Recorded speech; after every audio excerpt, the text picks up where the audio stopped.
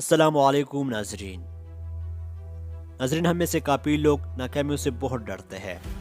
बाद लोग ज़िंदगी में नाकाम होने पर इस कदर घबराहट का शिकार होते हैं कि फिर हौसला हार जाते हैं और खुद को एक नाकाम इंसान महसूस करने लगते हैं, जबकि इन्हें इस बात का पता नहीं होता कि ज़िंदगी में नाकाम होना बहुत ज़रूरी है। नाकाम होने का मतलब ये नहीं कि तुम अब हार मान गए और तुम दोबारा कोशिश नहीं करोगे।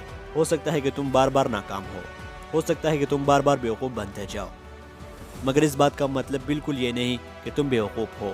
तुम असल में नाकाम उस वक्त होते जब तुम हार मान लेते हो और दोबारा कोशिश नहीं करते और मैदान छोड़कर भाग जाते हो, और इस बात से फ़र्क नहीं पड़ता कि आप गरीब हो या आपके पास पैसे या मौके नहीं है। अगर आप दिलो जान से मेहनत शुरू करते हो तो आप अपनी हालात को बदल सकते हो। एक दफ़ा एक फकीर रेलवे स्टेशन पर भीख मांग रहा था। उसके सामने चंद पेंसिलें एक डब्बे में रखी हुई थी। आते जाते लोग उसे भीख देकर गुजर जाते, लेकिन किसी ने उसे पेंशन नहीं हारी थी। एक नौजवान वहां से गुजरा तो उसने उसे 10 रुपये फकीर के झोले में डाल दी और ट्रेन में बैठ गया। अभी ट्रेन चलने वाली ही थी कि उसके जहन में ख्याल आया और तेजी से ट्रेन से निकला और फकीर के पास वापस गया। उसी ने कहा कि मैंने तुम्हें 10 रुपये दी है जिसमें 2 पेंसिलें आती है। मैं एक बिजनेसमैन हूँ और तुम भी एक तरह से अपना बिजनेस कर रहे हो, लिहाजा मैं 2 पेंसिलें लेकर जा रहा हूँ। ये कहकर उसने डब्बे से 2 पेंसिलें निकाली और वापस ट्रेन में जाकर बैठ गया। उस शख्स के जाने के बाद फकीर सोच में पड़ गया और खुद से कहने लगा, क्या मैं वाकई में बिजनेस कर रहा हूँ? अगर बिजनेस कर रहा हूँ तो फिर मैं भीख क्यों मांग रहा हूँ? वो उसी वक्त वहाँ से उठा और पैसे वही छोड़ दिए और पेंसिलें उठाकर चल दिया।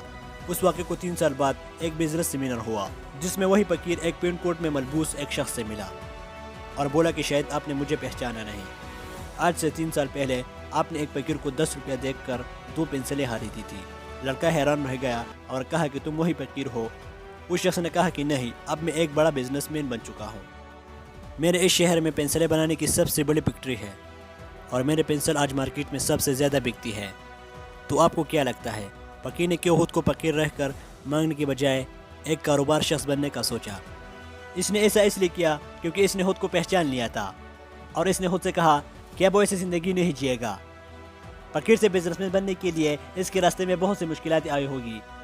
हो सकता है इसे बहुत बड़ी बड़ी मुश्किलात बर्दाश्त करनी पड़ी हो, मगर इसने इन मुश्किलों और मुसीबतों से लड़कर खुद को बिजनेसमैन बनाया, क्योंकि वो जानता था इसे एक फकीर वाली ज़िंदगी बसर नहीं करनी और मेहनत करके कुछ बड़ा करना है।